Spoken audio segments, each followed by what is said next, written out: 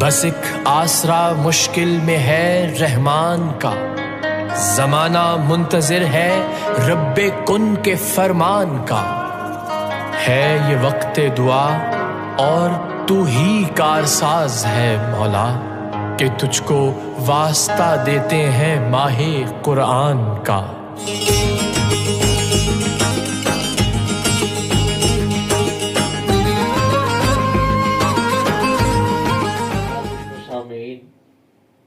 ہمارے دوسری نشست کا آغاز بلہ تمہید علامہ اقبال علیہ رحمہ کے ایک اشعار سے میں کرتا ہوں۔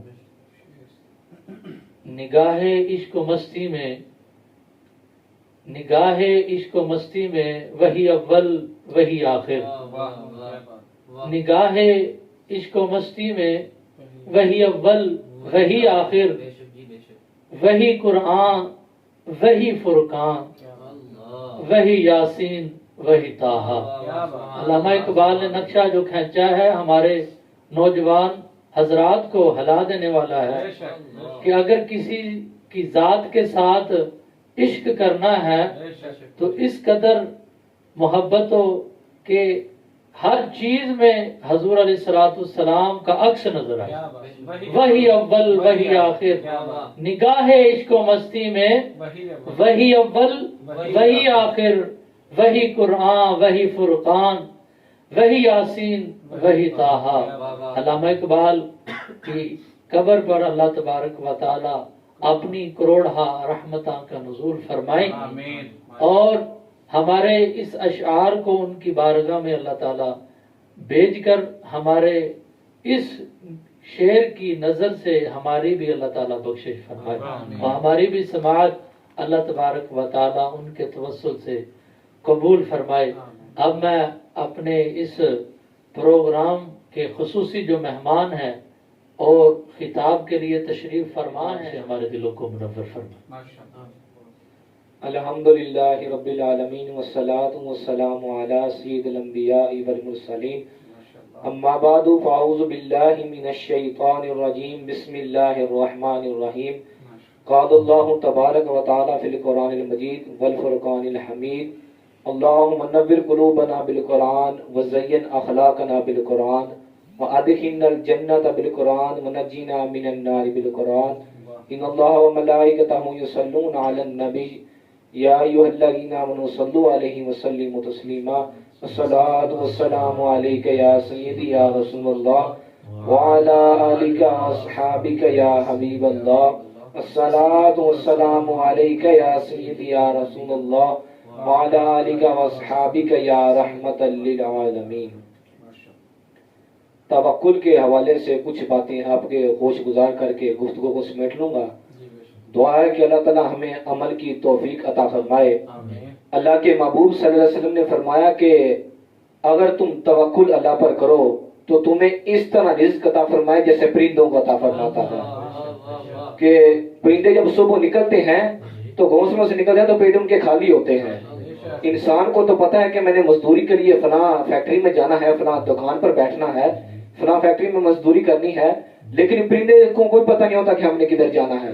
صبح نکلتے ہیں، جب شام کو پلٹتے ہیں تو پیٹ بھرے ہوئے ہوتے ہیں، تو جو جو ان کی ضرورت ہوتی ہے اللہ اس کے مطابق ان کو نصیب کرتا ہے۔ یہ جو پرندے ہیں ان سب کی غذا جیسی نہیں ہوتی، اللہ نے جو مختلف مخلوقات کو پیدا کیا ہے یہ ان کی غذا مختلف ہے، جو جو ان کی ضرورت ہے اللہ اس کے مطابق ان کو نصیب کرتا ہے۔ یہ شیر کتنا گوشت کھاتا ہے اللہ روز اس سے دیتا ہے۔ یہ ہنس سچے موتی کھاتے ہیں، سچے موتی کھاتے ہیں، اور مارکیٹ میں آپ لاکھوں روپے لا کر تو تولے مشے کے حساب سے لیتے ہیں، پھر بھی آپ کو یقین نہیں ہوتا کہ یہ اصلی ہیں یا سچے ہیں یا ناخالص ہیں، پھر بھی آپ کو اعتماد نہیں ہوتا۔ تو آپ نے دیکھا ہوگا کہ امرود کا جو باغ ہوتا ہے نا، اس نے اپنے دیکھنا ہونا کہ سب سے میٹھا اور اچھا پھل کون سا ہے، اس میں پھٹا پھل وہ ہوگا جس پر طوطے نے چونچ لگائی ہوگی، سب سے اچھا اور میٹھا وہ ہوگا جس پر طوطے نے چونچ لگائی ہوگی۔ تو اللہ نے اس کے لیے اچھا رکھا ہے، اس کا اعتماد کیا ہے، اس کا انتظام کیا ہے۔ تو اگر اللہ پر توکل قائم ہو جائے تو تمہیں وہاں سے رزق عطا فرمائے گا جہاں سے تمہارا گمان بھی نہیں ہوگا۔ حضرت عوف بن مالک رضی اللہ تعالیٰ عنہ الاشجعی حضور کی خدمت میں حاضر ہوئے اور عرض گزار ہوئے کہ میرا بیٹا سالم مشرکین کی قید میں ہے اور میں فاقوں کی حالت میں ہوں.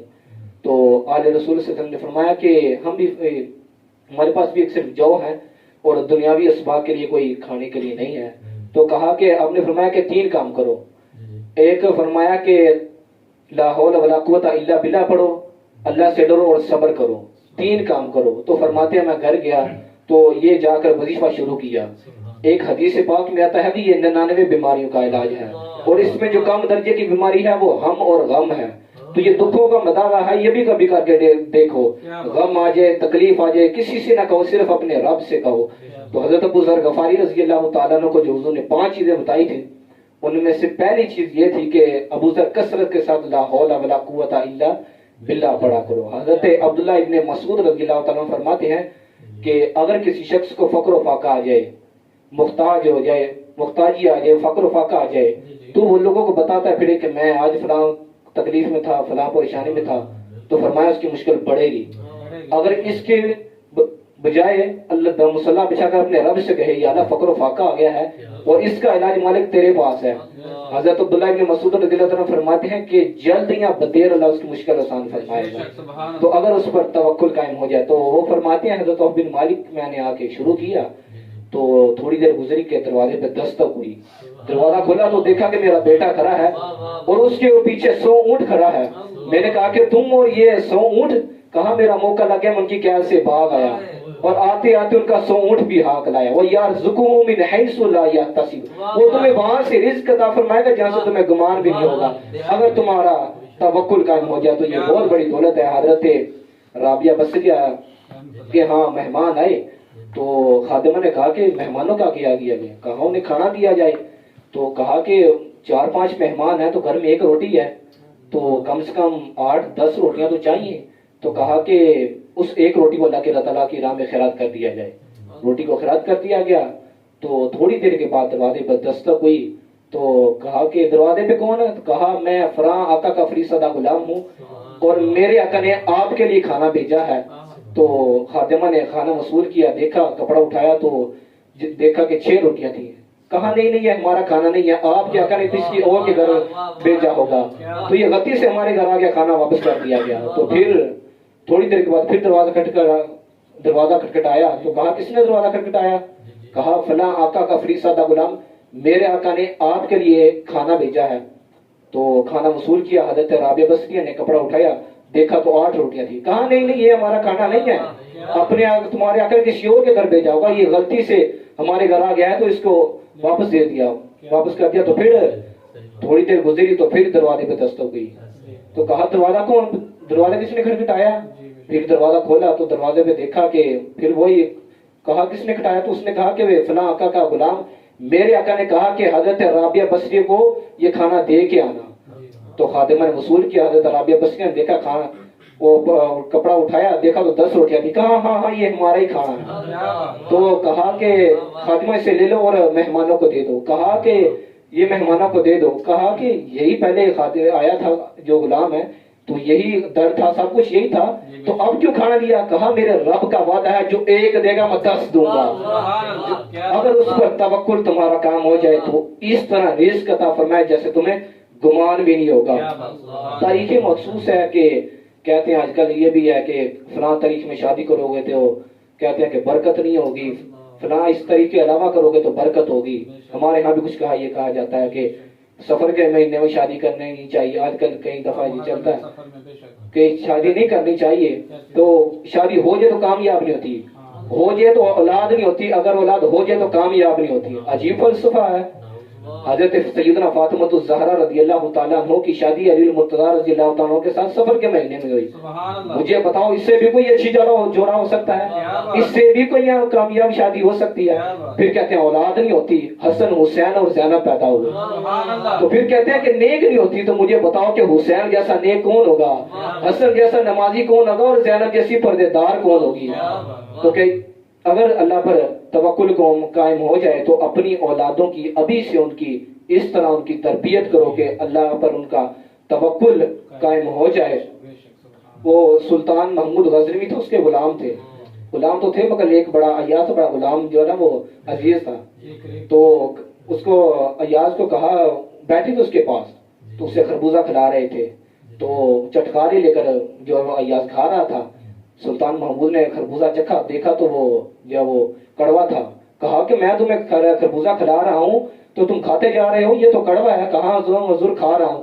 تو کہا کہ تم کڑوا کیوں کھا رہے ہو؟ کہا حضور اس ہاتھ سے میٹھے بھی تو کھاتا ہوں، آج یہ کڑوا آ گیا تو چھوڑ دوں گا۔ تو اس لیے ہمیں ذرا دیکھنا چاہیے کہ اگر کبھی کوئی مصیبت آ جائے تو ہمیں سوچنا چاہیے، اللہ کا شکر ادا کرنا چاہیے۔ تو اللہ نے اپنے محبوب صلی اللہ علیہ وسلم کا توکل بیان کرتے فرمایا کہ اذ یقول لصاحبہ لا تحزن ان اللہ معانا، کہ اے محبوب صلی اللہ علیہ وسلم آپ غم نہ کھائیں، تمہارا رب آپ بے شک تمہارا رب تمہارے ساتھ ہے۔ تو یہ اس وقت کا واقعہ ہے جب نبی کریم صلی اللہ علیہ وسلم کے یار غار سیدنا صدیق اکبر رضی اللہ تعالیٰ عنہ غار ثور میں آرام فرما رہے تھے، تو آرام فرما رہے تھے غار ثور میں، تو اس وقت کفار جو ہے وہ غار کے منہ پر کھڑے تھے، تو حضرت سیدنا صدیق اکبر رضی اللہ تعالیٰ عنہ یہ کہہ رہے تھے کہ اگر یہ کفار ایک قدم بھی آگے اٹھا لیں تو یہ ہمیں دیکھ لیں گے۔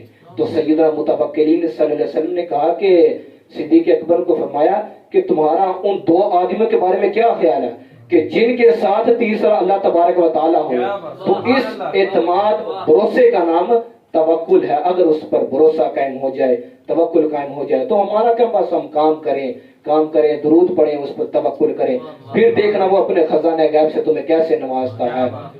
فرمایا عرش الہی کے نیچے ایک خاص خزانہ، پھر وہ تمہیں وہاں سے عطا فرمائے گا۔ میاں محمد بخش رحمت اللہ تعالی علیہ، تو آپ نے وہاں ایک ببول کا درخت تھا، اس کے نیچے بیٹھے تھے، تو ایک ساتھ درخت پر چڑیا بیٹھی تھی، تو وہ اپنی تسبیح بیان کر رہے ہیں، وہ اپنی تسبیح بیان کر رہی تھی، سبح للہ ما فی السماوات و ما فی الارض، وہ اپنی تسبیح بیان کر رہی ہے تو چڑیا اپنی تسبیح بیان کر رہی ہے۔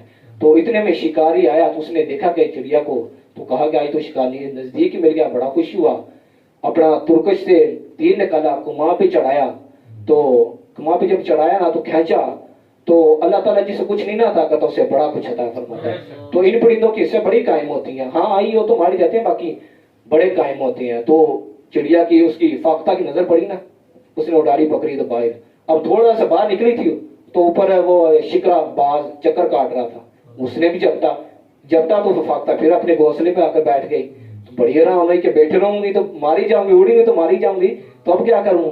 پھر حضرت اس نے وہی کیا جو آج کل ہم نے کرنا چھوڑ دیا ہے، 70 ماؤں سے ود کر بڑھ کر پیار کرنے والے اللہ کو پکارا کہ یا اللہ تنو دیکھیا نہیں تیرے ولیوں کو سن کے تیرے تے ایمان لے آئی ہیں، سنیا بڑے زورا والا ہے، بچا سکنا ہے، آواز آئی کو یہ کی ہوئے یا اللہ دو موتیں پھنس گئی ہیں، بیٹھی رہوں گی ماری جاؤں گی، تو اڑاں گی تو ماری جاؤں گی، تو پھر فرمایا کہ ماری جاؤں گی، تو فرمایا کہ یہ تو دو موتیں ہیں، سارا زمانہ بھی تجھے مارنے آ جائے تو ہم نے بچانا ہو تو ہم بچا لیں گے۔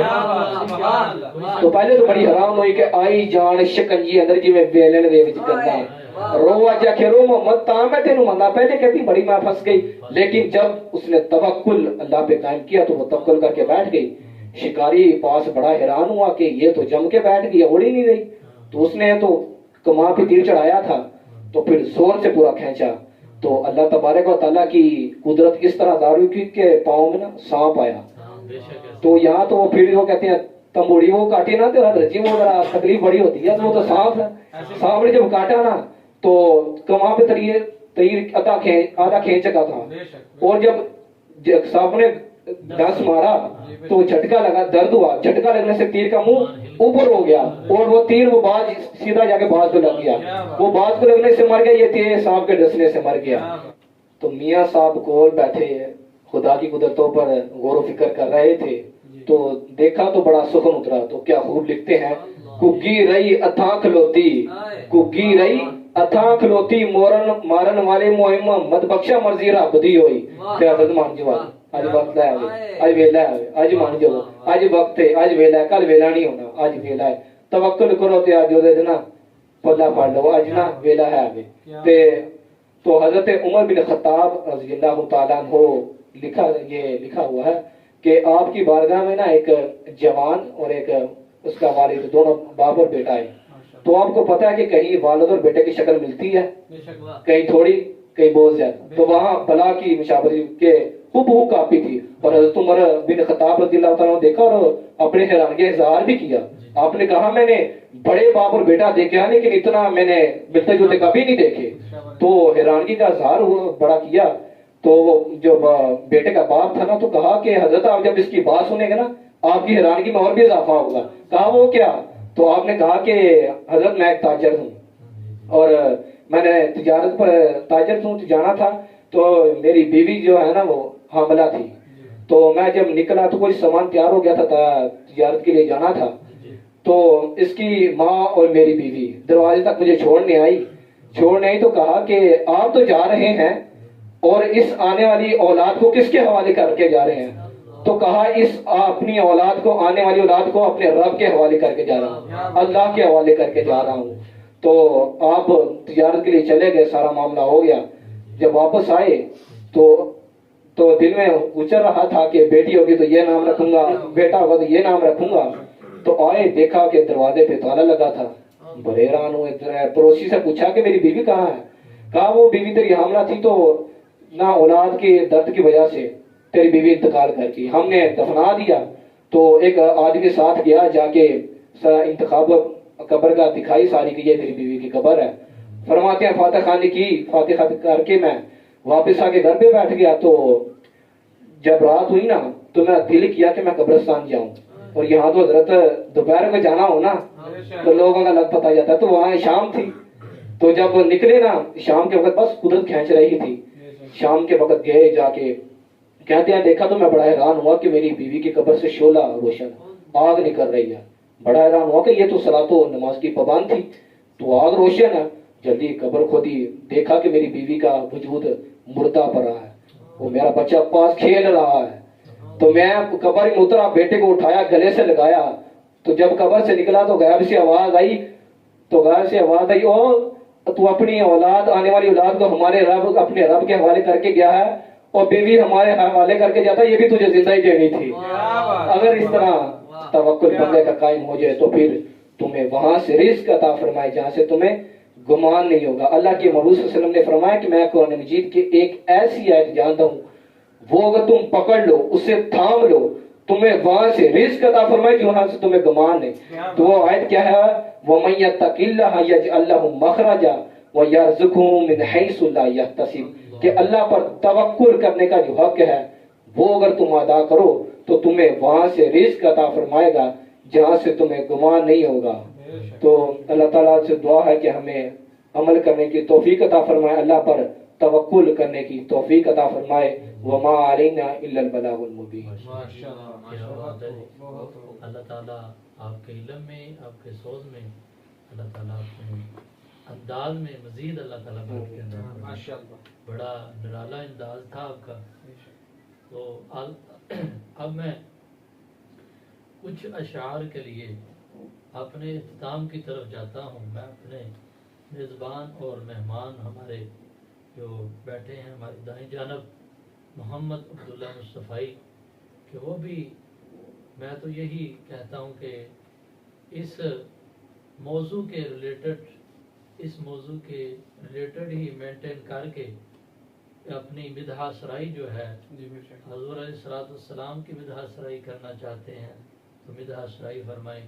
अगर अल्लाह तबारक व तआला की हमद बारी ताला बयान करना चाहते हैं तो उनकी हमद बयान फरमाएं।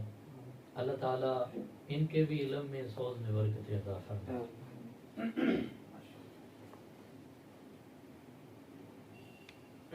किससे मांगे कहाँ जाए, किसे कहें, किससे मांगे कहाँ जाए, किसे कहें, और दुनिया में हाजत रवा कौन है, सबका दाता है तू, सबको देता है तू, तेरे बंदों का तेरे सिवा कौन है, सबका दाता है तू। अंबिया लिया अहले बैते नबी, ताबईनो सहाबा पे जब आ बनी, फिर उन्होंने हज़रत जी क्या किया?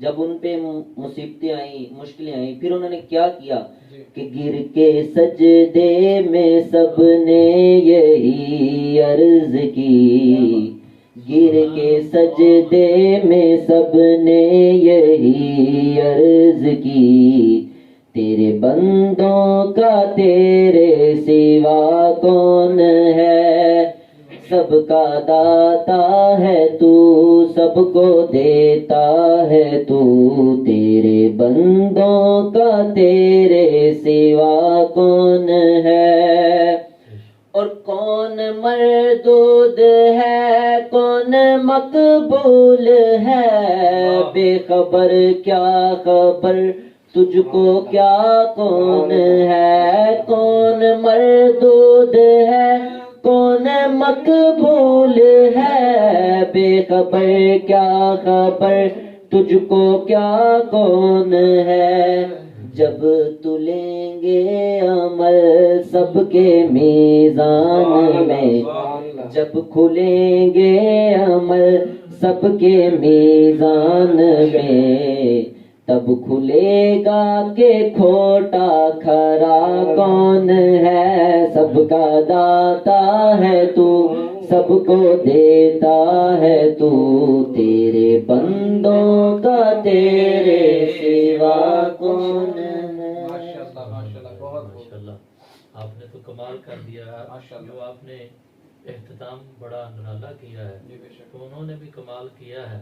ناظرین و سامعین، ہمارا جو آج کا اس پلیٹ فارم سے نور کی برسات رمضان ٹرانسمیشن، اس سے جو ہمارا یہ آپ تک جو کلام پہنچ رہا ہے، جو سبق مل رہا ہے، جناب محمد ذیشان مصطفی صاحب بتا رہے تھے کہ اللہ پر توکل ہونا چاہیے، تو انہوں نے فرمایا نا کہ جب اللہ تعالیٰ واللہ خیر الرازقین ہے، بہتر رزق دینے والا، کسی بھی لحاظ سے دیکھ لیں، اگر رزق کا آپ کو جستجو ہے، اگر آپ اپنے مال کی اپنی جان کی حفاظت چاہتے ہیں تو اس پر توکل کریں۔ توکل اس طرح کو ہو تو جیسے کہ متوکل ہونا چاہیے، یعنی کہ وہ قادر مطلق ہے تو ہمیں چاہیے کہ اس طرح کا توکل ہم کریں۔ تو ناظرین و سامعین، ہمارے اس سیگمنٹ کا، ہمارے پروگرام کا وقت اختتام کی طرف جا رہا ہے، تو میں یہی کہوں گا کہ نگاہ عشق و مستی میں وہی اول وہی آخر، یعنی اگر کسی نے دیکھنا ہے تو یہی کہے کہ نگاہ عشق و مستی میں وہی اول وہی آخر، وہی قرآن وہی فرقان وہی یاسین وہی طٰہٰ۔ علامہ اقبال نے جو نقشہ کھینچا ہے وہ آپ سب کا جو موضوع، جو آپ کا موضوع سخن ہے، اس کا لب لباب اس کے اندر۔ تو اللہ تعالیٰ ہم سب کا حامی و ناصر ہو۔ اللہ تعالیٰ آپ سب ناظرین و سامعین کی جو دعائیں ہمارے ساتھ ہیں، اللہ تبارک و تعالیٰ کی طرف سے ہم مدعو ہیں کہ اللہ تبارک و تعالیٰ بوسیلہ مصطفیٰ ہم سب کے علم میں، سوز میں برکتیں عطا فرمائے۔ اب ہمارے سیگمنٹ کا وقت ختم ہو گیا، تو میں آپ کا ہوسٹ، میں آپ کا میزبان حافظ مظہر عباس نقشبندی کو اجازت دیجیے۔ اللہ حافظ۔ بس ایک آسرا مشکل میں ہے رحمان کا، زمانہ منتظر ہے رب کن کے فرمان کا، ہے یہ وقت دعا اور تو ہی کارساز ہے مولا، کہ تجھ کو واسطہ دیتے ہیں ماہ قرآن کا۔